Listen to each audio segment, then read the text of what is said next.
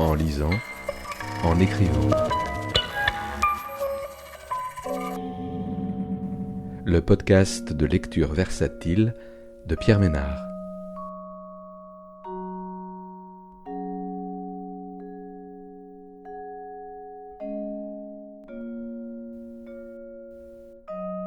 Aujourd'hui, La nuit de Rachel Cooper, de Christine Janet, paru aux éditions Publinet en 2022.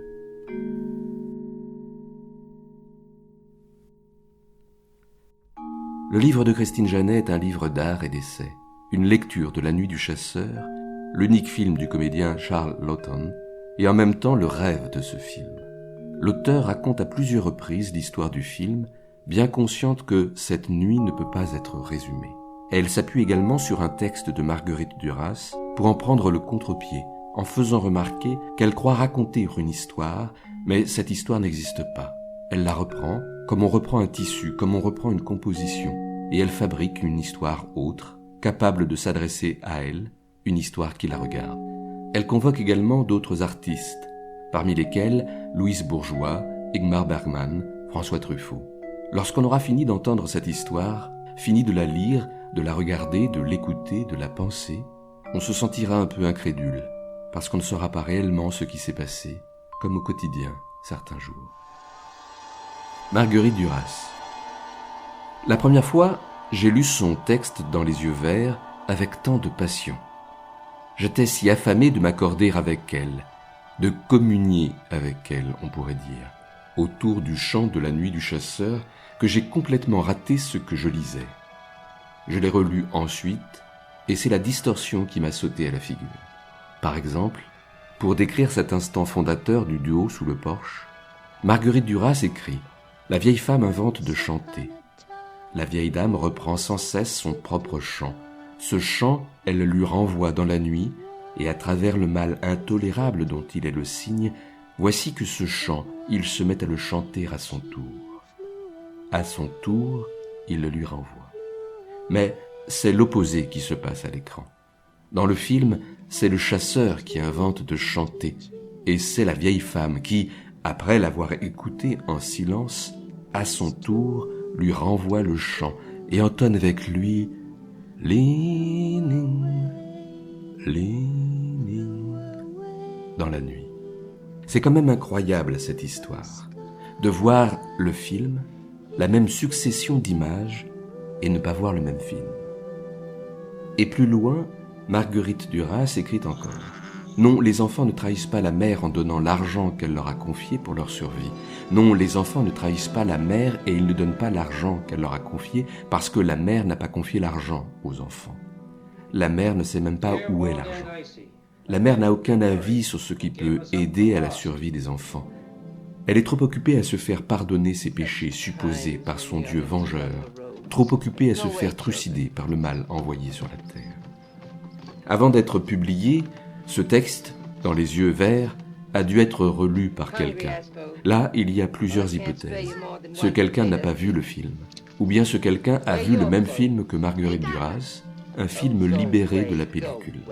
Ou bien ce quelqu'un pense que c'est tout le travail de la littérature, d'inverser les ciels sous l'eau, de multiplier les possibles dans des mondes parallèles et simultanés, et donc de tailler dans la chronologie, comme Pearl découpe ces petits bonhommes de papier pour tout transformer, tout reconstruire. En y réfléchissant, j'ai fait comme Marguerite Duras. Ce film possède un charme vraiment très puissant. Elle croit raconter une histoire, mais cette histoire n'existe pas. Elle la reprend comme on reprend un tissu, comme on reprend une composition, et elle fabrique une histoire autre, capable de s'adresser à elle, une histoire qui la regarde. J'ai cru lire son texte, mais je ne l'ai pas lu, sinon j'aurais compris le décalage. J'ai imaginé son texte, j'ai accordé son texte à ma vue pour qu'il colle à ma réalité, pour qu'il s'adresse à moi et me raconte ce que je désirais qu'on me raconte, quelque chose qui me regarde. Les images ne sont pas les bonnes, les mots ne sont pas exacts, mais nous marchons d'un bon pas et j'aime Marguerite Duras intensément. C'est étrange et ça n'a peut-être aucune importance, ou bien au contraire, c'est important. Peut-être que c'est là que se loge le grand secret que Billy Chapin n'a jamais confié à personne, qu'au fond on ne partage pas des idées ou des concepts, mais des êtres vivants. Une à la fois. Misogyne, je veux bien, misogyne. Lawton et Krug, pourquoi pas, mais il n'était pas si bon que ça en misogynie. Sinon, comment expliquer que les femmes de la nuit du chasseur ne soient ni maternelles toxiques, ni hystériques fourbes? Je les examine une à la fois. Rachel Cooper, sobre. Pearl, confiante. Willa, désemparée. Ruby, naïve. Madame Spoon, efficace. Rachel Cooper, bienveillante. Pearl, malmenée. Willa, illuminée. Ruby, ardente. Madame Spoon, efficace. Rachel Cooper, lucide. Pearl, fragile. Willa, inassouvie. Ruby, désespérée. Madame Spoon, efficace. Plus longuement, Rachel Cooper. Sobre, bienveillante, lucide, elle n'est pas au sens propre une vraie mère, puisque son fils ne veut plus d'elle. Elle répare ceux qui traînent, les récupère à coups de badine comme on regroupe les poules dans la cour de la ferme, comme on traque la poussière sur les meubles. Elle nettoie, puis elle s'assoit dans un siège à bascule, une carabine sur les genoux, elle tient en joue, elle vise, elle tire. C'est une guerrière. Plus longuement, la petite Pearl. Confiante, malmenée, fragile, elle a 5 ans. Le bras tiré, elle crie, elle pleure, et pourtant elle se précipite dans les bras du chasseur dès qu'il approche. Cela arrive que des enfants aiment plus que de raison leur tortionnaire, parce que l'amour les guide et qu'ils doivent s'écarter de toute forme d'isolement. C'est difficile. Il faut aller à contresens des milliers d'années de regroupement, chasseurs, cueilleurs, nomades puis sédentaires, où l'enfant ne survit que parce qu'il n'est pas seul. Plus longuement, Willa.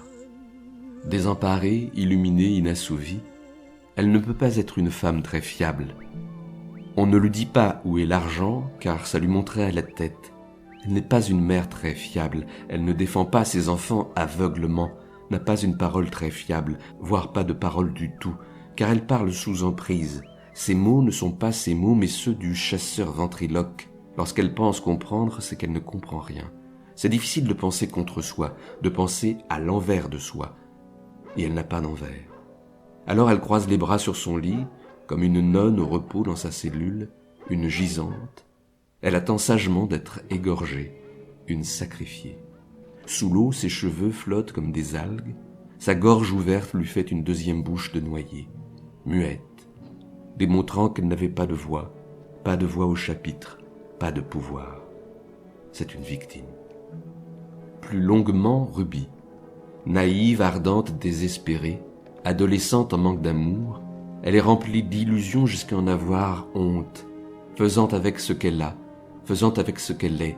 Parfois elle redresse la tête et le menton si fièrement, et parfois elle s'écroule en sanglots.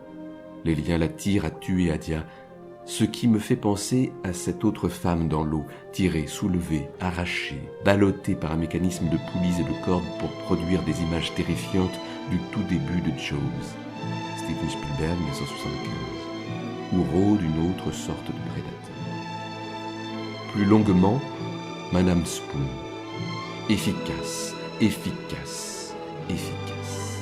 Épicière aux idées alignées aussi nettement que les boîtes de maïs sur ses étagères.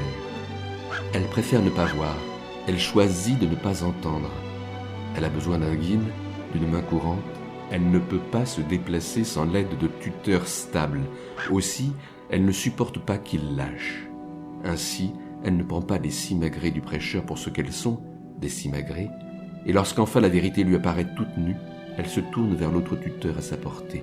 La foule qui veut lyncher, ni mère toxique ni hystérique fourbe, Spoon, cuillère, Madame Spoon, appartiendrait plutôt à la catégorie outil frustre et emporte la logique.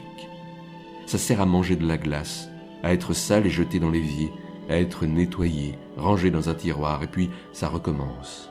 C'est un outil civilisé si on se tient bien à table, et un outil brutal lorsqu'on enfonce dans le crâne de quelqu'un.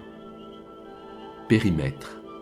Assurément, ces rôles de femmes, ces personnages de femmes, ne sont pas des rôles de femmes, des personnages de femmes, mais des êtres humains. Ça nous change rudement des clichés, séductrices ou princesses. Bien sûr, j'exagère.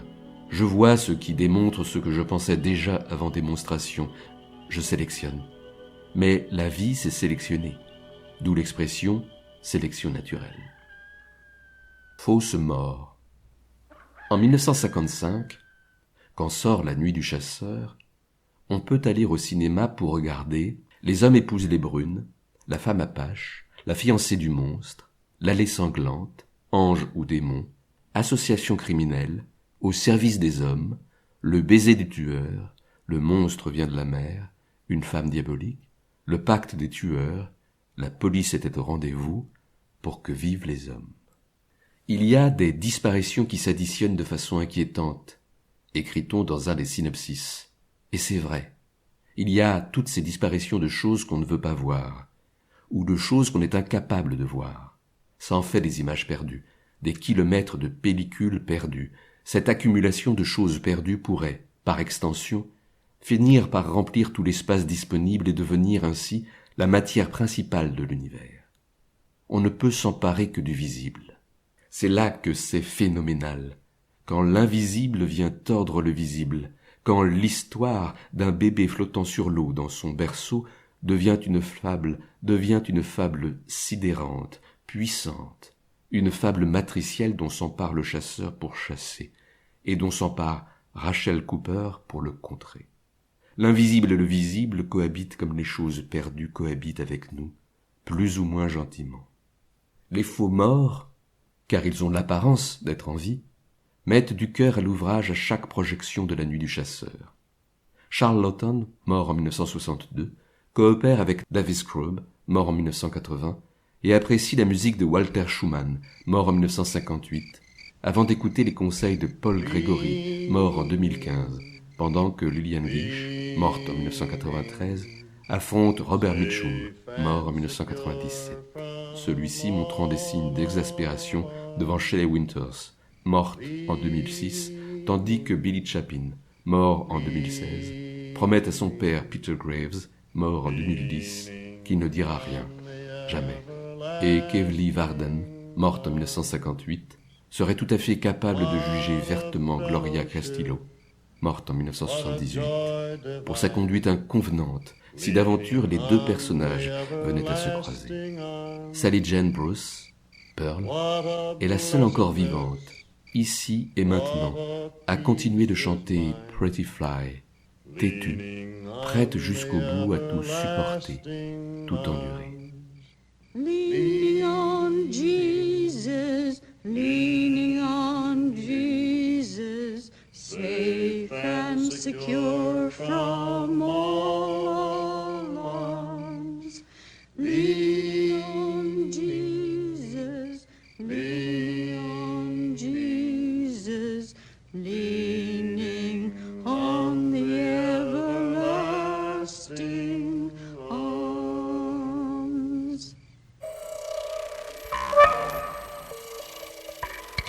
En lisant, en écrivant.